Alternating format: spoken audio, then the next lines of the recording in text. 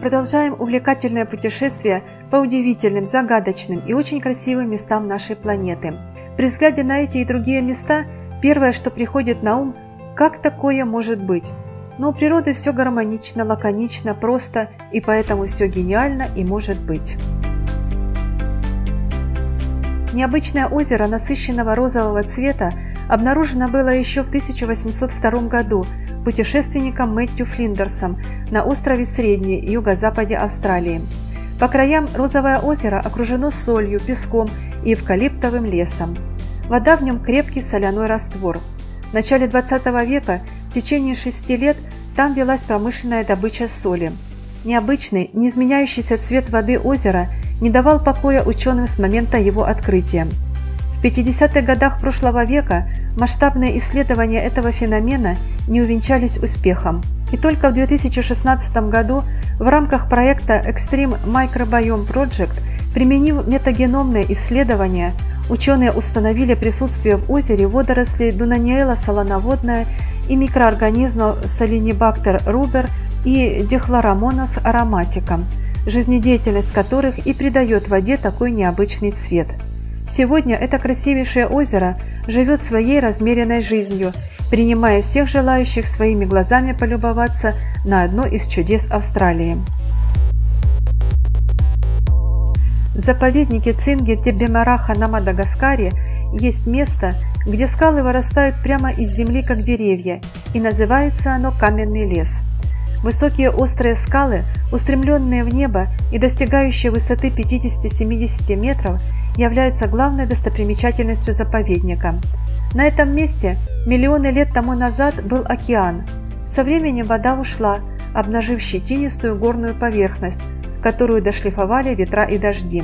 Примерно так возник из острых как лезвие и тонких как иглы скал, устремленных в небо, каменный лес. Но здесь кипит жизнь. Среди скал произрастают редкие виды растений, водятся животные и птицы, занесенные в Красную книгу. По дну каньона протекает река Манамбола. По парку ходить нужно с большой осторожностью. Для туристов есть специальные тропы, навесные мосты и лестницы, оборудованы смотровые площадки, а альпинисты передвигаются по парку по вершинам скал. В 1990 году Каменный лес вошел в список всемирного наследия ЮНЕСКО. Цветные скалы Джанье-Дангсия находятся в национальном геопарке в провинции Ганьсу в Китае. Парк занимает площадь 510 квадратных километров.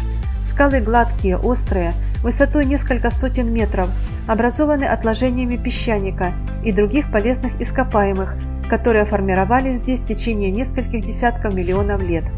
Ветер, дождь и время создали скалы различных цветов, узоров, форм и размеров.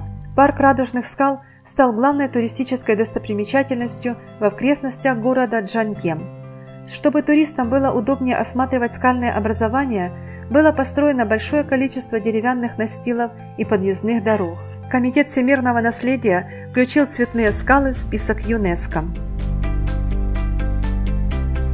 Пятнистое чудо-озеро Клилук находится недалеко от города Осояс в Канаде, у границы с США. Его вода имеет уникальный состав и обладает удивительными целебными свойствами. Озерная вода содержит в себе самое большое количество в мире среди всех озер сульфатов магния, кальция и натрия, а также серебро и титан. Летняя жара приводит к испарению части воды, из-за этого соли кристаллизуются, образуются небольшие островки из минералов. Поэтому озеро приобретает пятнистый вид, и в зависимости от минерального состава в разное время года пятна окрашены различными цветами. Для канадских индейцев Клилук является священным. Более 20 лет велись переговоры по поводу его выкупа. В 2001 году озеро Клилук перешло во владение индейской общины. Сейчас, чтобы подойти к одному из самых интересных чудес природы нашей планеты, нужно специальное разрешение вождя индейского племени. Для туристов оборудованы смотровые площадки, откуда можно полюбоваться великолепным видом и яркими красками индейской святыни. Знаменитая намибийская достопримечательность «Мертвая долина» представляет собой огромный котлован из белой глины, с причудливыми высохшими деревьями и окаймленный высочайшими в мире краснокирпичными песчаными дюнами, находится на территории глиняного плато в центре африканской пустыни Намиб. Некогда над пустыней случился локальный потоп. Вода вымыла в песке долину. Местность покрылась растительностью и выросли стройные до 17 метров в высоту верблюжьи акации. Но примерно 900 лет назад климат здесь резко изменился, и на регион обрушилась сильнейшая засуха. Огромные, высотой 300-400 метров песчаные дюны перекрыли доступ воды к долине. Под воздействием палящих солнечных лучей деревья превратились в окаменевшие черные столпы, которые до сих пор по-своему украшают плато, напоминая о былом благополучии этой местности. В год почти 500 000 туристов посещают Мертвую долину.